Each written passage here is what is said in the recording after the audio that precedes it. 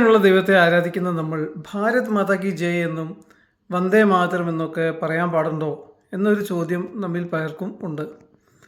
ഇതിൽ മനസ്സിലാക്കേണ്ട പ്രധാനമായിട്ട് രണ്ട് കാര്യങ്ങളാണ്. ഒന്ന്, ദൈവത്തെയാണ് നമ്മൾ ആരാധിക്കുന്നത്.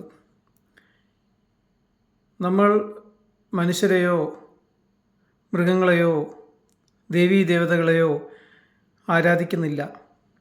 എന്നിരുന്നാലും നമ്മുടെ രാഷ്ട്രത്തെ നമ്മൾ സ്നേഹിക്കുന്നു, നമ്മൾ സേവിക്കുന്നു, നമ്മൾ ബഹുമാനിക്കുന്നു.